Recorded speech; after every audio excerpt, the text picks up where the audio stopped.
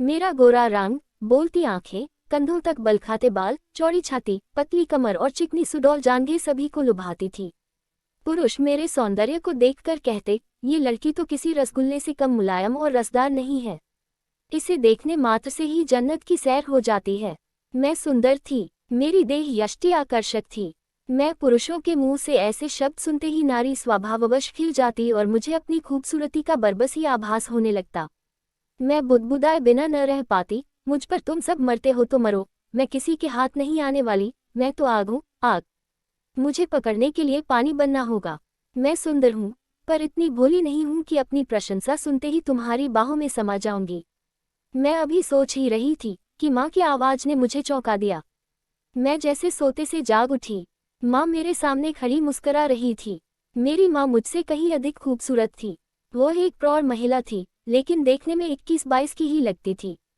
वह अपने सौंदर्य और स्वास्थ्य के प्रति हरदम सजग रहती थी। वह अपने मुंह से कुछ कहती तो नहीं थी, किंतु उसके मन के भाव से अक्सर ही मुझे लगता कि वह वेदांत अंकल को पसंद करती है और पापा उसके अनुकूल नहीं है। वेदांत अंकल कहाँ से आते थे और मम्मी से उनका संबंध कब से था, इससे मेरा कोई मतलब नहीं था। इतने में मम्मी चहकती हुई बोली, बेटी तुम आज स्कूल नहीं गई? आज तो छुट्टी है। मैंने ये कहकर मम्मी की ओर देखा। आज उसने गुलाबी साड़ी बांध रखी थी। मम्मी पर गुलाबी कपड़े बहुत ही खिलते थे। उसका रूप उनमें और अधिक दमक उठता था। मुझे जहाँ तक मालूम था, मम्मी सजती संवरती तभी थी जब वेदांत अंकल घर पर होते थे या आने वाले होते थे। वैसे तो सजना संवरना मम्मी के जीवन का एक अभिन्न हिस्सा था, लेकिन उस दिन वह विशेष रूप से साज श्रृंगार करती थी जब वेदांत अंकल घर पर होते। मैं अचानक ही बोल पड़ी, तो वेदांत अंकल आज आने वाले हैं। मेरी समझ में यह नहीं आ रहा कि मम्मी पापा के लिए क्यों नहीं सजती संवरती है। शायद माँ के सपनों के राजकुमार पापा नहीं हैं, वेदांत अंकल ही इनमें सुंदर थी। मेरी देह यष्टि आकर्षक थी। मैं पुरुषों के मुंह से ऐसे शब्द सुनते ही नारी स्वभाववश खिल जाती और मुझे अपनी खूबसूरती का बरबस ही आभास होने लगता। मैं बुदबुदाए बिना न रह पाती, मुझ पर तुम सब मरते हो तो मरो, मैं किसी के हाथ नहीं आने वाली, मैं तो आग हूँ, आग। मुझे पकड़ने के लिए पानी बनना होगा। मैं सुंदर हूँ, पर इतनी भोली नहीं हूँ कि अपनी प्रशंसा सुनते ही तुम्हारी बाहों में समा जाऊंगी।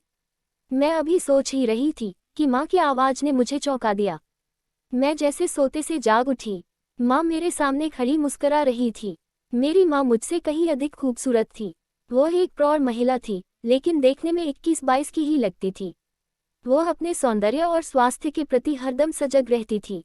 वह अपने मुंह से कुछ कहती तो नहीं थी, किंतु उसके मन के भाव से अक्सर ही मुझे लगता कि वह वेदांत अंकल को पसंद करती है और पापा उसके अनुकूल नहीं है। वेदांत अंकल कहाँ से आते थे और मम्मी से उनका संबंध कब से था, इससे मेरा कोई मतलब नहीं था। इतने में मम्मी चहकती हुई बोली, बेटी तुम आज स्कूल नहीं गई? आज तो छुट्टी है। मैंने ये कहकर मम्मी की ओर देखा। आज उसने गुलाबी साड़ी बांध रखी थी। मम्मी पर गुलाबी कपड़े बहुत ही खिलते थे। उसका रूप उनमें और अधिक दमक उठता था। मुझे जहाँ तक मालूम था, मम्मी सजती संवरती तभी थी जब वेदांत अंकल घर पर होते थे या आने वाले होते थे। वैसे तो सजना संवरना मम्मी के जीवन का एक अभिन्न हिस्सा था, लेकिन उस दिन वह विशेष रूप से साज श्रृंगार करती थी जब वेदांत अंकल घर पर होते। मैं अचानक ही बोल पड़ी, तो वेदांत अंकल आज आने वाले हैं। मेरी समझ में यह नहीं आ रहा कि मम्मी पापा के लिए क्यों नहीं सजती संवरती है। शायद माँ के सपनों के राजकुमार पापा नहीं हैं, वेदांत अंकल ही हैं। वैसे ये कड़वा सच भी है। वेदांत अंकल पापा से अधिक सुंदर और स्मार्ट हैं। अपने आप को हमेशा ही सुंदर बनाकर रखते हैं। कपड़े ढंग के पहनते हैं और पापा तो बिल्कुल ही ढीले ढाले व्यक्ति हैं। एक ही कपड़े को दो दो रोज तक पहने रहते हैं। शेव तभी बनाते हैं जब खुजली होने लगती है या उन्हें कोई टोक देता है। माँ को तो चुस्त और खूबसूरत पुरुष चाहिए। वेदांत अंकल चुस्त भी हैं और सुंदर भी हैं। इसी बीच माँ ने मुझे टोक दिया, ये लड़की तो हमेशा ही कुछ न कुछ सोचती ही रहती है। जा अपनी सहेली माधुरी से मिला, वो तुम्हें कल याद कर रही थी। मैं अवाक रह गई, माँ मुझ पर आज इतनी मेहरबान क्यों है? अचानक ही मुझे माधुरी के घर क्यों भेजने लगी? आखिर माजरा क्या है? एक साथ मेरे मस्तिष्क में न जाने कितने ही सवाल उमड़ने घुमड़ने लगे, लेकिन मुझ में ये पूछने की हिम्मत ही नहीं थी कि तुम मुझे जबरदस्ती माधुरी के घर क्यों भेज रही हो। आखिर तुम्हारा इसमें क्या स्वार्थ है? खैर माधुरी से मिलने के लिए तो बेताब मैं भी थी। मैं पैदल ही उसके घर चल दी। मैं सुंदर थी, मेरी देह यष्टि आकर्षक थी। मैं पुरुषों के मुंह से ऐसे शब्द सुनते ही नारी स्वभाववश खिल जाती और मुझे अपनी खूबसूरती का बरबस ही आभास होने लगता। मैं बुदबुदाए बिना न रह पाती, मुझ पर तुम सब मरते हो तो मरो, मैं किसी के हाथ नहीं आने वाली, मैं तो आग हूँ, आग। मुझे पकड़ने के लिए पानी बनना होगा। मैं सुंदर हूँ, पर इतनी भोली नहीं हूँ कि अपनी प्रशंसा सुनते ही तुम्हारी बाहों में समा जाऊंगी। मैं अभी सोच ही रही थी कि माँ की आवाज ने मुझे चौंका दिया। मैं जैसे सोते से जाग उठी। माँ मेरे सामने खड़ी मुस्कुरा रही थी। मेरी माँ मुझसे कहीं अधिक खूबसूरत थी। वो एक प्रौढ़ महिला थी, लेकिन देखने में 21-22 की ही लगती थी। वो अपने सौंदर्य और स्वास्थ्य के प्रति हरदम सजग रहती थी। वो अपने मुंह से कुछ कहती तो नहीं थी, किंतु उसके मन के भाव से अक्सर ही मुझे लगता कि वह वेदांत अंकल को पसंद करती है और पापा उसके अनुकूल नहीं है। वेदांत अंकल कहाँ से आते थे और मम्मी से उनका संबंध कब से था, इससे मेरा कोई मतलब नहीं था। इतने में मम्मी चहकती हुई बोली, बेटी तुम आज स्कूल नहीं गई? आज तो छुट्टी है। मैंने ये कहकर मम्मी की ओर देखा। आज उसने गुलाबी साड़ी बांध रखी थी। मम्मी पर गुलाबी कपड़े बहुत ही खिलते थे। उसका रूप उनमें और अधिक दमक उठता था। मुझे जहाँ तक मालूम था, मम्मी सचती संवरती तभी थी जब वेदांत अंकल घर पर होते थे या आने वाले होते थे। वैसे तो सजना संवरना मम्मी के जीवन का एक अभिन्न हिस्सा था, लेकिन उस दिन वह विशेष रूप से साज श्रृंगार करती थी जब वेदांत अंकल घर पर होते। मैं अचानक ही बोल पड़ी, तो वेदांत अंकल आज आने वाले हैं। मेरी समझ में यह नहीं आ रहा कि मम्मी पापा के लिए क्यों नहीं सजती संवरती है। शायद माँ के सपनों के राजकुमार पापा नहीं हैं, वेदांत अंकल ही हैं। वैसे ये कड़वा सच भी है। वेदांत अंकल पापा से अधिक सुंदर और स्मार्ट हैं। अपने आप को हमेशा ही सुंदर बनाकर रखते हैं। कपड़े ढंग के पहनते हैं और पापा तो बिल्कुल ही ढीले ढाले व्यक्ति हैं। एक ही कपड़े को दो दो रोज तक पहने रहते हैं। शेव तभी बनाते हैं जब खुजली होने लगती है या उन्हें कोई टोक देता है। माँ को तो चुस्त और खूबसूरत पुरुष चाहिए। वेदांत अंकल चुस्त भी हैं और सुंदर भी हैं। इसी बीच माँ ने मुझे टोक दिया, ये लड़की तो हमेशा ही कुछ न कुछ सोचती ही रहती है। जा अपनी सहेली माधुरी से मिला, वो तुम्हें कल याद कर रही थी। मैं अवाक रह गई। माँ मुझ पर आज इतनी मेहरबान क्यों है? अचानक ही मुझे माधुरी के घर क्यों भेजने लगी? आखिर माजरा क्या है? एक साथ मेरे मस्तिष्क में न जाने कितने ही सवाल उमड़ने घुमड़ने लगे, लेकिन मुझमें ये पूछने की हिम्मत ही नहीं थी कि तुम मुझे जबरदस्ती माधुरी के घर क्यों भेज रही हो।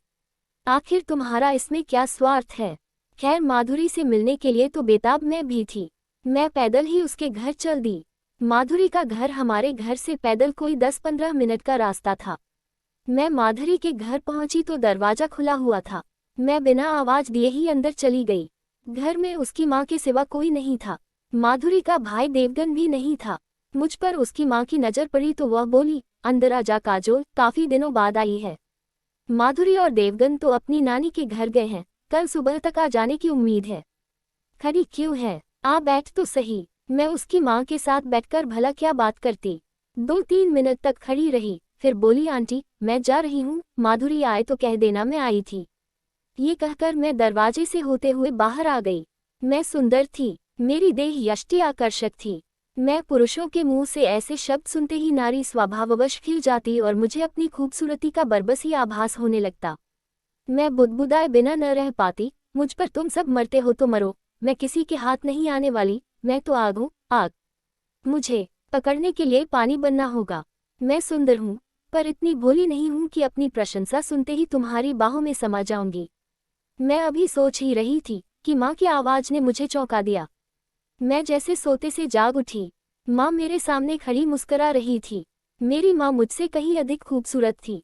वो एक प्रौढ़ महिला थी, लेकिन देखने में 21-22 की ही लगती थी। वो अपने सौंदर्य और स्वास्थ्य के प्रति हरदम सजग रहती थी। वो अपने मुंह से कुछ कहती तो नहीं थी, किंतु उसके मन के भाव से अक्सर ही मुझे लगता कि वह वेदांत अंकल को पसंद करती है और पापा उसके अनुकूल नहीं है। वेदांत अंकल कहाँ से आते थे और मम्मी से उनका संबंध कब से था, इससे मेरा कोई मतलब नहीं था। इतने में मम्मी चहकती हुई बोली, बेटी तुम आज स्कूल नहीं गई? आज तो छुट्टी है। मैंने ये कहकर मम्मी की ओर देखा। आज उसने गुलाबी साड़ी बांध रखी थी। मम्मी पर गुलाबी कपड़े बहुत ही खिलते थे। उसका रूप उनमें और अधिक दमक उठता था। मुझे जहाँ तक मालूम था, मम्मी सचती संवरती तभी थी जब वेदांत अंकल घर पर होते थे या आने वाले होते थे। वैसे तो सजना संवरना मम्मी के जीवन का एक अभिन्न हिस्सा था, लेकिन उस दिन वह विशेष रूप से साज श्रृंगार करती थी जब वेदांत अंकल घर पर होते। मैं अचानक ही बोल पड़ी, तो वेदांत अंकल आज आने वाले हैं। मेरी समझ में यह नहीं आ रहा कि मम्मी पापा के लिए क्यों नहीं सजती संवरती है। शायद माँ के सपनों के राजकुमार पापा नहीं हैं, वेदांत अंकल ही हैं। वैसे ये कड़वा सच भी है, वेदांत अंकल पापा से अधिक सुंदर और स्मार्ट हैं। अपने आप को हमेशा ही सुंदर बनाकर रखते हैं, कपड़े ढंग के पहनते हैं, और पापा तो बिल्कुल ही ढीले ढाले व्यक्ति हैं। एक ही कपड़े को दो दो रोज तक पहने रहते हैं। शेव तभी बनाते हैं जब खुजली होने लगती है या उन्हें कोई टोक देता है। माँ को तो चुस्त और खूबसूरत पुरुष चाहिए। वेदांत अंकल चुस्त भी हैं और सुंदर भी हैं। इसी बीच माँ ने मुझे टोक दिया, ये लड़की तो हमेशा ही कुछ न कुछ सोचती ही रहती है। जा अपनी सहेली माधुरी से मिला, वो तुम्हें कल याद कर रही थी। मैं अवाक रह गई, माँ मुझ पर आज इतनी मेहरबान क्यों है? अचानक ही मुझे माधुरी के घर क्यों भेजने लगी? आखिर माजरा क्या है? एक साथ मेरे मस्तिष्क में न जाने कितने ही सवाल उमड़ने घुमड़ने लगे, लेकिन मुझमें ये पूछने की हिम्मत ही नहीं थी कि तुम मुझे जबरदस्ती माधुरी के घर क्यों भेज रही हो। आखिर तुम्हारा इसमें क्या स्वार्थ है? खैर, माधुरी से मिलने के लिए तो बेताब मैं भी थी। मैं पैदल ही उसके घर चल दी। माधुरी का घर हमारे घर से पैदल कोई 10-15 मिनट का रास्ता था। मैं माधुरी के घर पहुंची तो दरवाजा खुला हुआ था। मैं बिना आवाज दिए ही अंदर चली गई। घर में उसकी माँ के सिवा कोई नहीं था। माधुरी का भाई देवगन भी नहीं था। मुझ पर उसकी माँ की नजर पड़ी तो वह बोली, अंदर आजा काजोल, काफी दिनों बाद आई है। माधुरी और देवगन तो अपनी नानी के घर गए हैं, कल सुबह तक आ जाने की उम्मीद है। खड़ी क्यों है? आ बैठ तो सही। मैं उसकी माँ के साथ बैठकर भला क्या बात करती। 2-3 मिनट तक खड़ी रही, फिर बोली, आंटी मैं जा रही हूँ, माधुरी आए तो कह देना मैं आई थी। ये कहकर मैं दरवाजे से होते हुए बाहर आ गई। माधुरी हमउम्र थी, लेकिन उसका भाई देवगन मुझसे 1 साल छोटा था। वैसे वह देखने में छोटा नहीं लगता था। देवगन बहुत शरारती भी था। वो केवल शरारती ही नहीं था, बहुत सुंदर और स्मार्ट भी था। मेरी उम्र यही कोई 15-16 की थी। देवगन 15 का था। जीन्स की पैंट और टी-शर्ट में वह किसी राजकुमार से कम सुंदर नहीं लगता था। मैं यही सब सोचती हुई अपने घर आई तो दरवाजा धक्का देते ही खुल गया। मैं बरामदे से होते हुए मम्मी के बेडरूम के सामने आई तो किसी मर्दाने आवाज को सुनते ही ठिठक गई, पापा तो घर पर है नहीं, 2 दिनों के लिए बाहर गए हैं। फिर यह मर्दानी आवाज कहाँ से आ रही है और यह आवाज किसकी हो सकती है? मैं वहीं खड़ी होकर सोचने लगी कि यह आवाज कहाँ से आ रही है। यह आवाज मम्मी के बेडरूम से आ रही थी। मैंने सोचा शायद पापा आ गए हैं, लेकिन वह तो ऑफिस के काम से गए हैं। काम बीच में ही छोड़कर कैसे आ सकते हैं? मैं ये सोचते सोचते दबे पांव मम्मी के बेडरूम की ओर बढ़ गई। दरवाजे के नजदीक आकर खिड़की की ओर देखा तो खिड़की बंद थी। मैं अंदर झांकना चाहती थी। मेरे मन में वैसे कोई दुर्भावना नहीं थी। मैं तो ये देखने के लिए बेचैन थी कि कहीं पापा तो नहीं आ गए हैं। तभी मेरी निगाह दरवाजे के गोल छेद पर पड़ी। मैं एक आंख बंद कर दूसरी आंख से उस छोटे से गोल छेद में झांकने लगी।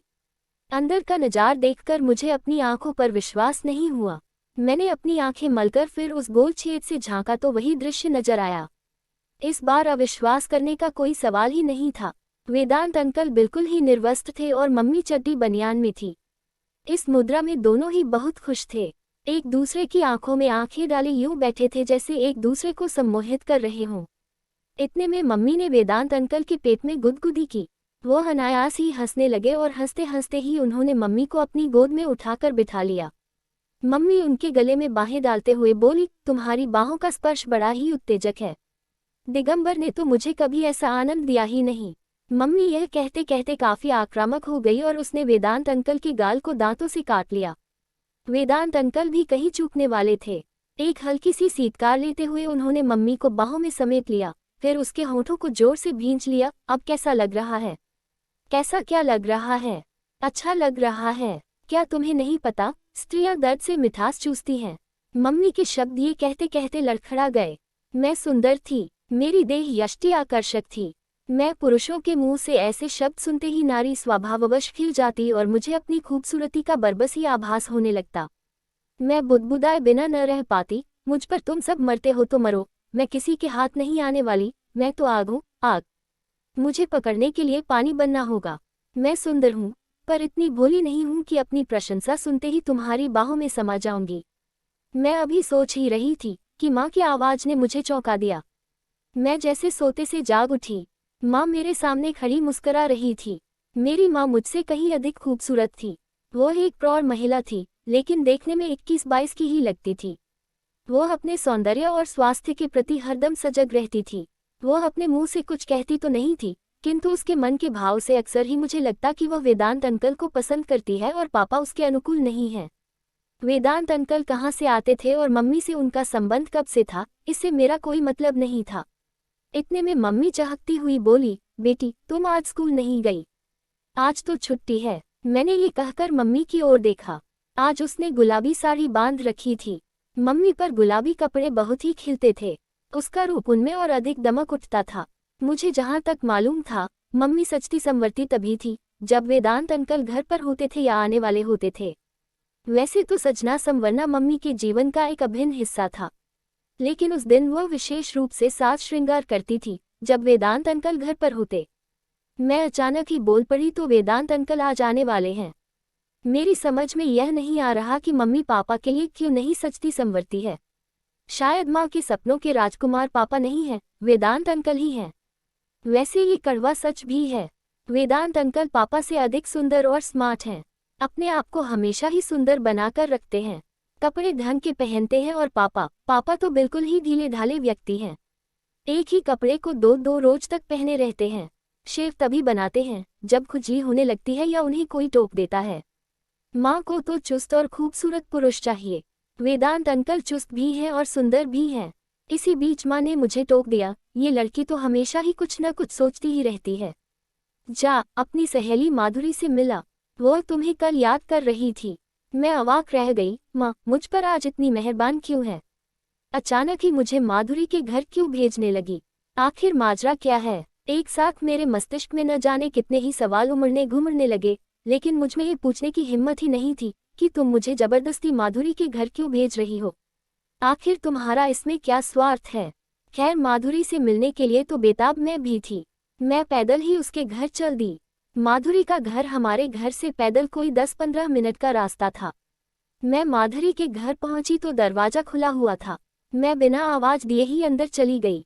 घर में उसकी माँ के सिवा कोई नहीं था। माधुरी का भाई देवगन भी नहीं था। मुझ पर उसकी माँ की नजर पड़ी तो वह बोली, अंदर आ जा काजोल, काफी दिनों बाद आई है। माधुरी और देवगन तो अपनी नानी के घर गए हैं, कल सुबह तक आ जाने की उम्मीद है। खड़ी क्यों है? आ बैठ तो सही। मैं उसकी माँ के साथ बैठकर भला क्या बात करती। 2-3 मिनट तक खड़ी रही, फिर बोली, आंटी मैं जा रही हूँ, माधुरी आए तो कह देना मैं आई थी। ये कहकर मैं दरवाजे से होते हुए बाहर आ गई। माधुरी हमउम्र थी, लेकिन उसका भाई देवगन मुझसे 1 साल छोटा था। वैसे वह देखने में छोटा नहीं लगता था। देवगन बहुत शरारती भी था। वो केवल शरारती ही नहीं था, बहुत सुंदर और स्मार्ट भी था। मेरी उम्र यही कोई 15-16 की थी। देवगन 15 का था। जीन्स की पैंट और टी शर्ट में वह किसी राजकुमार से कम सुंदर नहीं लगता था। मैं यही सब सोचती हुई अपने घर आई तो दरवाजा धक्का देते ही खुल गया। मैं बरामदे से होते हुए मम्मी के बेडरूम के सामने आई तो किसी मर्दाने आवाज को सुनते ही ठिठक गई, पापा तो घर पर है नहीं, 2 दिनों के लिए बाहर गए हैं। फिर यह मर्दानी आवाज कहाँ से आ रही है और यह आवाज किसकी हो सकती है? मैं वहीं खड़ी होकर सोचने लगी कि यह आवाज कहाँ से आ रही है। यह आवाज मम्मी के बेडरूम से आ रही थी। मैंने सोचा शायद पापा आ गए हैं, लेकिन वह तो ऑफिस के काम से गए हैं। काम बीच में ही छोड़कर कैसे आ सकते हैं? मैं ये सोचते सोचते दबे पांव मम्मी के बेडरूम की ओर बढ़ गई। दरवाजे के नजदीक आकर खिड़की की ओर देखा तो खिड़की बंद थी। मैं अंदर झांकना चाहती थी। मेरे मन में वैसे कोई दुर्भावना नहीं थी। मैं तो ये देखने के लिए बेचैन थी कि कहीं पापा तो नहीं आ गए हैं। तभी मेरी निगाह दरवाजे के गोल छेद पर पड़ी। मैं एक आंख बंद कर दूसरी आंख से उस छोटी सी गोल छेद में झांकने लगी। अंदर का नज़ारा देखकर मुझे अपनी आंखों पर विश्वास नहीं हुआ। मैंने अपनी आंखें मलकर फिर उस गोल छेद से झांका तो वही दृश्य नजर आया। इस बार अविश्वास करने का कोई सवाल ही नहीं था। वेदांत अंकल बिल्कुल ही निर्वस्त्र थे और मम्मी चड्डी बनियान में थी। इस मुद्रा में दोनों ही बहुत खुश थे। एक दूसरे की आंखों में आंखें डाले यूं बैठे थे जैसे एक दूसरे को सम्मोहित कर रहे हों। इतने में मम्मी ने वेदांत अंकल के पेट में गुदगुदी की। वो अनायास ही हंसने लगे और हंसते हंसते ही उन्होंने मम्मी को अपनी गोद में उठाकर बिठा लिया। मम्मी उनके गले में बाहें डालते हुए बोली, तुम्हारी बाहों का स्पर्श बड़ा ही उत्तेजक है। दिगंबर ने तो मुझे कभी ऐसा आनंद दिया ही नहीं। तुम्हारा पति दिगंबर कोई मर्द थोड़े ही है, वह तो बोधू है। न जाने कैसे उसके साथ तुम रहती हो। वेदांत अंकल ये कहकर हंसने लगे। दिगंबर तो एक खंभा है जिसकी आड़ में मैं तुम्हारे साथ रहती हूँ। दिगंबर जैसे पति को उंगलियों पर नचाना मुझे खूब आता है। मम्मी यह कहते कहते काफी आक्रामक हो गई और उसने वेदांत अंकल के गाल को दांतों से काट लिया। वेदांत अंकल भी कहीं चूकने वाले थे। एक हल्की सी सीटकार लेते हुए उन्होंने मम्मी को बाहों में समेट लिया, फिर उसके होठों को जोर से भींच लिया। अब कैसा लग रहा है? कैसा क्या लग रहा है? अच्छा लग रहा है। क्या तुम्हें नहीं पता, स्त्रियां दर्द से मिठास चूसती हैं। मम्मी के शब्द ये कहते कहते लड़खड़ा गए। उसकी आंखें बंद हो गई। दोनों एक दूसरे के होंठ ऐसे चूस रहे थे जैसे लॉलीपॉप या आइसक्रीम चाट रहे हों। तभी वेदांत अंकल ने मम्मी को एक हल्की सी थपकी लगाई। इस थपकी के जवाब में मम्मी ने भी उनकी पीठ पर एक हल्की सी चिकोटी काट दी। सेक्स का इतना जीवंत और उत्तेजक दृश्य मैंने पहली बार ही देखा था। मेरा रोम रोम रोमांचित हो उठा। मेरे कपड़े पसीने से नहा गए। मुझे इस खेल को देखने में आनंद भी आ रहा था और घृणा भी हो रही थी। घृणा इसलिए हो रही थी क्योंकि यह खेल मेरी मम्मी किसी दूसरे मर्द के साथ खेल रही थी। पापा के साथ वह खेल में शामिल होती तो शायद मुझे घृणा न होती या मैं इतनी देर तक यहाँ न खड़ी होती। इतने में ही मैंने देखा, दोनों एक दूसरे से थक हार कर ऐसे दूर दूर बैठे हौंफ रहे हैं, मानो दो शिकारी कुत्ते बराबर की कुश्ती लड़ते लड़ते थक गए हों और पुनः लड़ने के लिए सुस्ता रहे हों। तभी मम्मी ने हाथ का इशारा करते हुए कहा, आओ यहाँ मेरे पास। आज तो होंठ ऐसे चूस रहे थे जैसे कोई आइसक्रीम चूसता हो। क्या तुम इस मामले में पीछे थी? वेदांत अंकल ये कहकर जाने के लिए उठ खड़े हुए। मम्मी ने उनका हाथ झुककर पकड़ लिया। क्यों? दिल भर गया। अब बस भी करो, काजोल कहीं आ गई तो मुश्किल हो जाएगी। वेदांत अंकल की आवाज में थकान थी, लेकिन मम्मी के चेहरे पर थकान की शिकन तक भी नहीं थी। उसकी आंखों में तो अभी और आमंत्रण हिलोरे मार रहा था। उसने वेदांत अंकल को खींचकर पलंग पर बिठा दिया। काजोल अपनी सहेली के घर गई है, वो अभी नहीं आने वाली। मेरे शरीर में एक सिहरन सी दौड़ गई। तुम भी? वेदांत अंकल ने ये कहते कहते मम्मी को बाहों में भींच लिया। लगता है अब कल वाले आसन का इस्तेमाल करना पड़ेगा।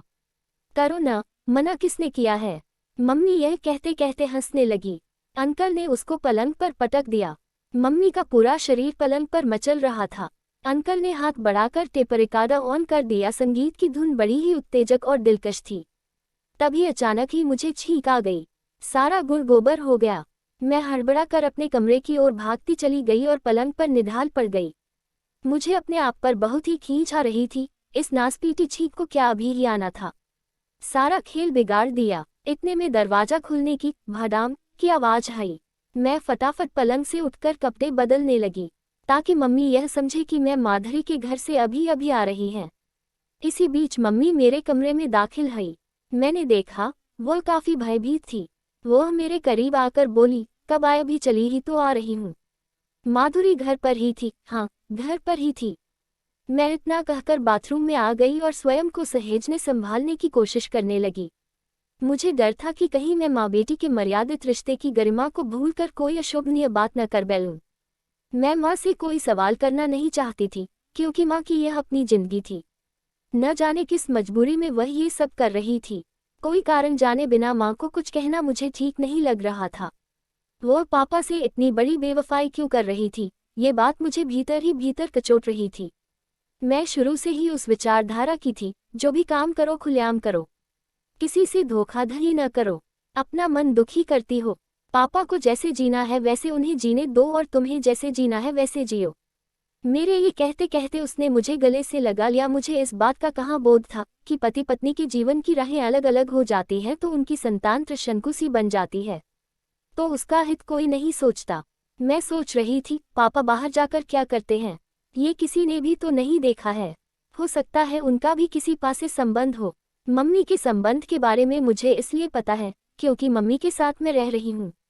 हो सकता है पापा मम्मी से भी 2 कदम आगे हों। मैं केवल मम्मी को ही बुरा क्यों मानूं? पापा भी तो बुरे हो सकते हैं। मैं ये सोचते सोचते ही अपने कमरे में आ गई। अच्छा लगे तो कमेंट करें प्लीज़, चैनल सब्सक्राइब करें।